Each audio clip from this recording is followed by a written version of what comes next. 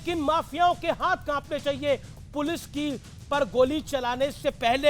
ऐसा समाजवादी पार्टी के प्रखर वक्ता अनुराग भदौरिया का बड़ा बयान है।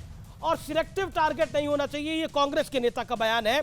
मैं सीधा रुख करता हूं रिजवान अहमद का और फिर मैं आपके पास आऊंगा, पीस पार्टी के प्रवक्ता साहब के पास, शादाब चौहान जी के पास। लेकिन रिजवान अहमद, हाथ कांपने चाहिए। जी हाँ, शुक्रिया। जय हिंद, वंदे मातरम। बहुत दिनों बाद अनुराग भाई की शक्ल देखी, अच्छा लगा देख के। उम्मीद है सेहत अच्छी होगी। उन्होंने बड़ी अच्छी बात कही कि किसी पुलिस वाले पर गोली चलाने से पहले अपराधी के हाथ कांपने चाहिए। उन्होंने यूं यूं करके दिखाया भी कि कैसे कांपने चाहिए। पुलिस की हत्या एक आम कत्ल से बतौर अधिवक्ता उसको ज्यादा गंभीरता से लिया जाता है, लेकिन एक शातिर अपराधी को, एक माफिया को लोकसभा का टिकट देने से भी पहले, उनके टिकट देने वक्त उनके हाथ भी यूं यूं यूं यूं यूं यूं कांपने चाहिए। जो समाजवादी पार्टी के वरिष्ठ नेता के, राष्ट्रीय अध्यक्ष के 2004 में अतीक अहमद को लोकसभा भेजने के लिए जो टिकट दिया था, तो उनके हाथ टिकट देते हुए नहीं कांपे थे। अगर उस दिन वो हाथ कांप गए होते तो शायद पुलिस वाले पर गोली चलती ना, और अगर चलती तो अपराधी के भी हाथ कांपते। अपराधी तो एक इंडिविजुअल है, उसे कानून का डर नहीं है, उसका क्या परिवार है, क्या बैकग्राउंड है, मौत से नहीं डरता है। अरे तुम तो एक राष्ट्रीय पार्टी के सम्मानित नेता हो, रक्षा मंत्री रह चुके हो, इतना बड़ा कद है। जब तुमको पॉलिटी और पॉलिटिक्स और तमीज नहीं है कि किसको टिकट देना है, तो उस अपराधी से क्यों उम्मीद करते हो कि उसके हाथ कांपें? नंबर पहली बात।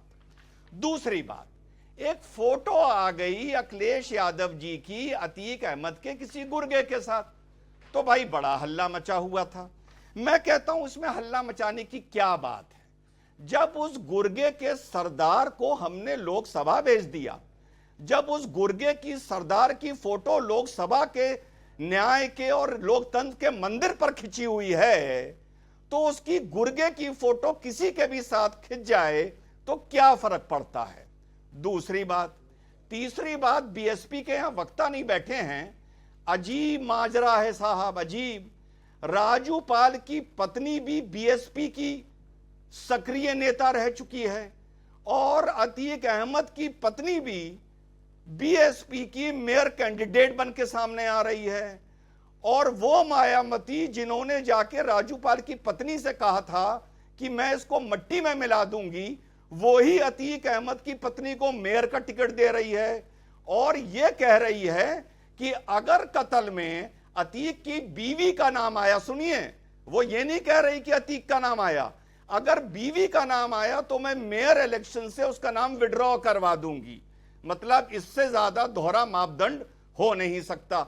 लेकिन इतनी बात जरूर कहूंगा अमीश भाई, जो पिछले 21 दिन में मुख्तार अंसारी के बेटे और उनकी बहू के किस्से सामने आए हैं, और आज जो ये किस्सा प्रयागराज में हुआ है, मानिए या ना मानिए, एज अ पॉलिटिकल कमेंटेटर बता रहा हूं, मेरा विश्वास हिला है। मैं निराश हूं। वाकई ऐसा लगता था कि बाहुबलियों का राज उत्तर प्रदेश में खत्म हो गया है, लेकिन उन्होंने एक बार पुनः दस्तक दी है, और ये मानिए ना मानिए, ये योगी जी के लिए एक चुनौती है 2024 से पहले। जी, ये आपका पॉइंट है। अनुराग भदौरिया कुछ कहना चाहते हैं, लेकिन उससे पहले शादाब चौहान क्योंकि बोले नहीं है, इसलिए मैं उनको मौका दे रहा हूं। शादाब जी, दो सेकंड। नहीं, आपको मैं 40 सेकंड मौका दूंगा। शादाब।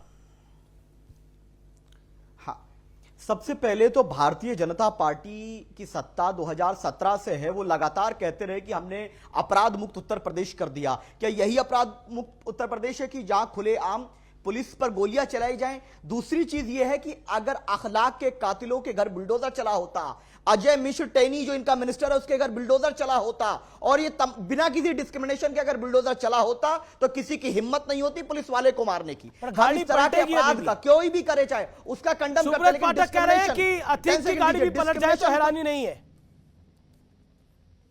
हाँ, मैं वो उसी पे आ रहा हूं। ये डिस्क्रिमिनेशन तो किया जाता है कि जहां से पॉलिटिकल गेन होगा वहां आप अपराधियों पर कार्रवाई करेंगे, वरना नहीं करेंगे। क्या इस देश में कानून का राज नहीं चलेगा? स्वतंत्रता सेनानी और अंबेडकर जी ने क्या इसी का सपना देखा था कि ऐसा राज आएगा जहां अदालतों पर ताले लगा दिए जाएंगे? अरे एक बात जहां बताओ, पुलिस और अपराधी आपस में तय एक करेंगे सेकंड कि तू जीता गांधीवादी, या मैं जीता। एक सरकार सेकंड तय सुनो, करेगी। Shadab Rule of law। गांधीवादी सुनो, गांधीवादी जी सुनो। गांधीवादी आप बात कर रहे हो, भगत सिंह की बात कर रहे हो, सरदार वल्लभ भाई पटेल की बात कर रहे हो। क्या महात्मा गांधी ने यह सपना देखा होगा कि कोई पार्टी अतीक अहमद और मुख्तार अंसारी को देश के सदन में भेजेगी? अतीक अहमद और मुख्तार अंसारी को कोई क्या महात्मा गांधी ने कभी सपना देखा होगा कि अब्बास अंसारी चुनाव का प्रचार करेगा और धमकी देगा पुलिस वालों को? ए पुलिस वालों, उसने यह बोला, ए पुलिस वालों, जवाब सुनिए। सोचा होगा क्या? हाँ, मैं जवाब उसका बता रहा हूं। जवाब तो सुनो। गांधी जी ने तो यह भी नहीं सपना देखा था मालेगांव बॉम्ब ब्लास्ट की आतंकवादी साध्वी प्रज्ञा संसद में बैठ जाएगी जाकर के, जो गोडसे के प्रति अपना संवेदना रखती है। गांधी जी ने तो यह सपना भी नहीं देखा था। क्या अदालतों को आप बंद कर देंगे? शाहजहांपुर में एक फेक एनकाउंटर हुआ, 18 लोगों को जेल की हुई है जो पुलिस वाले हैं। तो जवाब फेक एनकाउंटर से इस तरह की हरकत नहीं होना चाहिए। हमें अदालत पे विश्वास है कि अदालत न्याय करेगा, पीड़ितों से न्याय करेगा अदालत। सुप्रीम कोर्ट पर हमें विश्वास है। ये पुलिस स्टेट नहीं Uttar Pradesh, rule of law से चलेगा। आप बिल्कुल रूल ऑफ लॉ की बात कर रहे हैं। Okay okay, Rizwan Ahmed, rule of law से चलना चाहिए। Okay, you made your point sir, you made your point. Amish भाई जी, अब अगर अब गांधी जी के सपनों पर बात होने ही लगी है, हम सब इतने बुद्धिजीवी यहां बैठे हैं, तो फूलपुर से पहला सांसद कौन था? उस जमाने में इलाहाबाद था, जवाहरलाल नेहरू जी, पंडित जवाहरलाल नेहरू जी सीट से जीत के लोकसभा पहुंचे थे। 2004 में वहीं से अतीक अहमद जीत के पहुंचे। तो क्या गांधी जी ने यह भी सपना देखा था या नेहरू जी ने यह सपना देखा था? इसका जवाब वो क्या देंगे, शादाब क्या देगा, उसको ज्यादा वो नहीं है। इसका जवाब आप इनसे लीजिए ना, अनुराग से, कि जहां से पंडित नेहरू जीत के गए वहीं से इन्होंने अतीक अहमद को लोकसभा भेज दिया। ओके, अनुराग भदौरिया कुछ कहना भी चाह रहे थे वो। अरे कैसे हो? ठीक हो? बहुत दिनों बाद नजर आए, ठीक हो? और बेटा कैसा है? ठीक हो? और भाई मुर्गे क्या हाल है?